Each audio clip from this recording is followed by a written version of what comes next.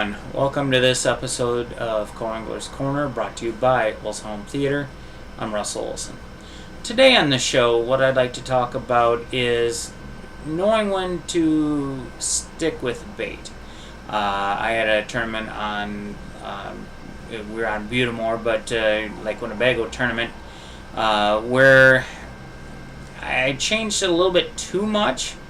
I know that's if I had to choose one thing, that was the toughest thing for me, is knowing when to stick with a bait and when to change.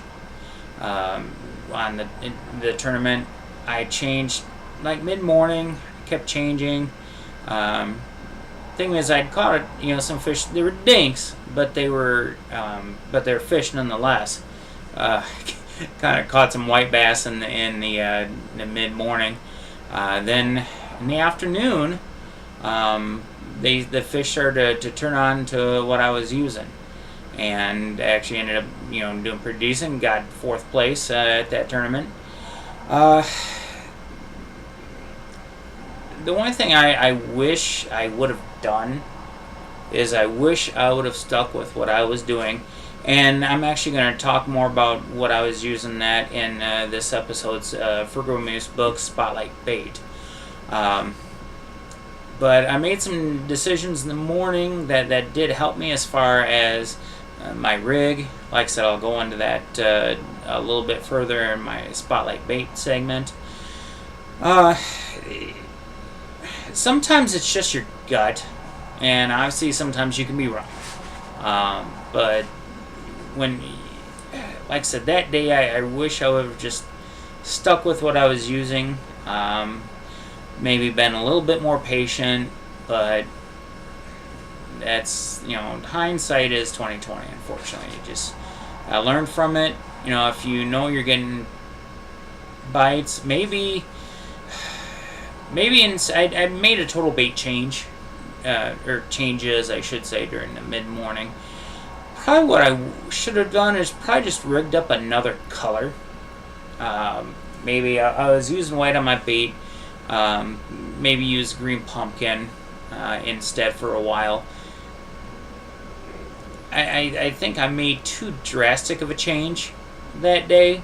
I think that hurt me mid morning. I mean, the bite was tough mid morning anyway, but sometimes it's difficult to make that call. I don't like to waste time on something that's not working, but then again, in the case of this tournament several weeks back on Bago, the bite came to me. It came to me just a little bit too late. I bet if I would have maybe stuck with it, or like I said, maybe just use a different color for part of the day, because conditions did change a little bit. The afternoon, the sun came up a little more. The water was fairly clean. It wasn't like gin clear, but it was fairly clean. We're fishing pretty shallow that day, if I recall correctly. I think we did get into a little bit of like 7 foot, but I think if I recall correctly, most of the day we were fishing 4 foot or less. But sometimes I'm finding out that you just gotta stick to what you're doing.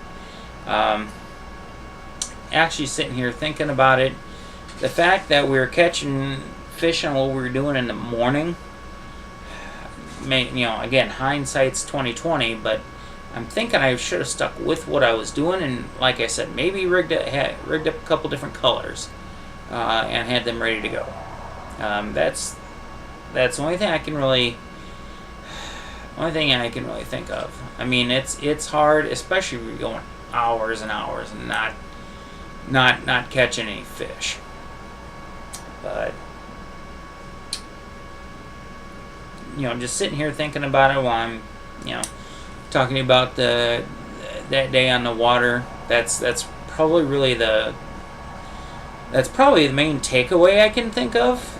Maybe the one thing I could have done different that might have helped me place a little bit better in that tournament. I mean, it was a good day. The afternoon came, what I was doing came around for me. Caught fish. Got fourth place in that tournament. I was very happy that day.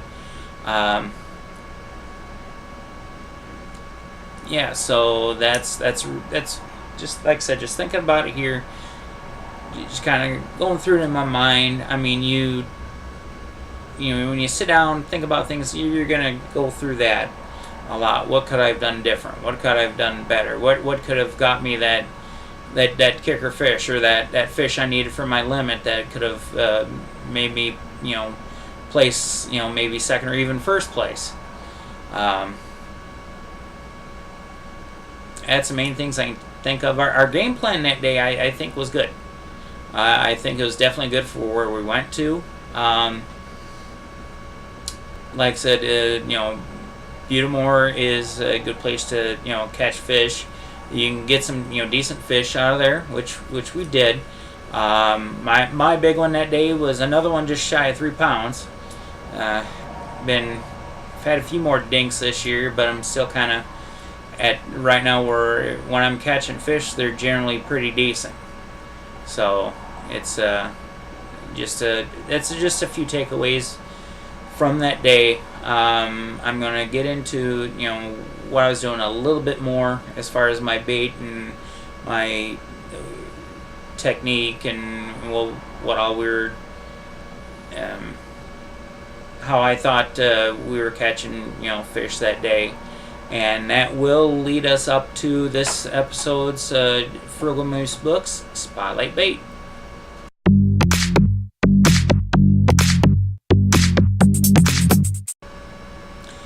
Welcome back, everyone. This is the Frugal Muse Spotlight Bait segment.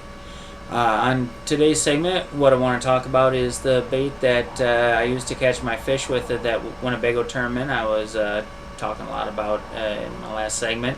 And actually ended up catching several white bass on it. Those little fish fight like mad. You'd be surprised how much of a multi-species bait this is, but it's very popular for bass, especially this part of the country, the northern states. The swim jig. Now, what I was doing, how I was retrieving it. Most of the time, it was mostly a pretty steady retrieve. I'd work at a little bit here and there. Sometimes I would let it fall, but most of my fish I caught was when I was just retrieving it, like you would like a spinner bait or chatter bait or similar, very similar bait. This is actually the exact bait that I was catching those fish on. We had a fun day out there with this bait. My partner was using a swim bait as well, if I recall correctly. But what was happening to start the day, we were getting bit, but what I had on for a trailer originally on this was a swim bait type trailer. Kind of gave it a little bit larger profile. Trying to catch some of those big fish that are on that chain of lakes up there, Winnebago, Butamore, so on and so forth. There are some great fish out there. What was happening though is you could feel that they were biting it, but they were coming up short like that. They weren't getting a hook. They kept coming up short, and you'd go to set the hook, whiff, set the hook, whiff. Set the hook, whiff. Okay. About half dozen times that, I'm like, okay. They're striking short. Let's maybe downsize here a little bit. So I went to this. It's a strike. This particular grub is a Strike King 3X grub with their super stretchy plastics. Okay, they're really durable, long-lasting. I don't know if they make them anymore. I think they replaced this line with what they call their Perfect Plastics. It's got the coffee scent and everything else, like that. But when we went down, we actually started catching fish. Actually, me and my partner, we doubled that day. I think that's the first time I've doubled with partner in tournament. I mean, it was we were catching fish, but the only trouble was we were catching dinks, non-keepers, nothing that's obviously that we can bring to the weigh stand. The bite slowed down for a while. I started using other baits, trying to figure out what they're biting on at the time. Just couldn't get bit. Went back to this. Mid-morning, this is the bait, like I was mentioning, I caught a bunch of white bass on. It was fun, but not what I'm looking for during a tournament. And the bite went down again, went back to switching baits. I probably should have went to a green pumpkin, or maybe a brown, or maybe some green, maybe some other mixed colors in it, maybe. Like I was talking about earlier, I should have probably stuck with this, and maybe rigged up another jig with a different color skirt, trailer, so on and so forth. But then in the afternoon, started catching fish again. I went back to this, started catching fish.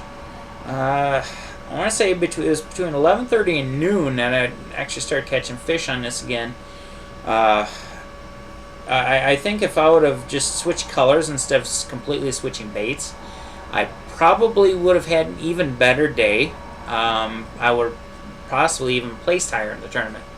Like I said, it was already a good day, but you're always going for the win during a tournament.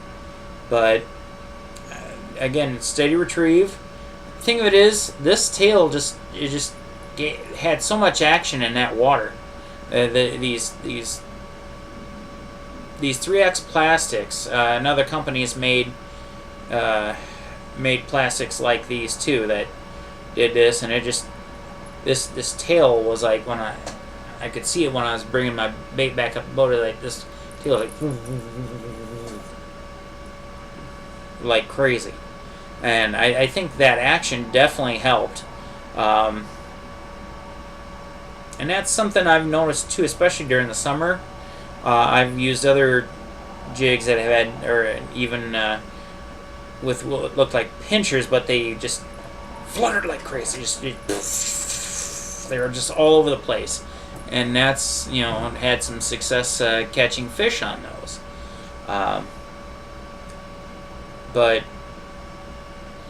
But yeah, this bait really turned my day around that day. Let's put it that way. Next time, like I touched on in the earlier segment, if I'm catching fish on this or any other bait, and it just stops, I think I might start by changing color first. Maybe not go so drastic with my bait changes. Obviously, if you're go to another color, still not catching fish, not catching fish. Maybe go back to what you're using for a little bit, and maybe then go to a different bait altogether. I mean, there's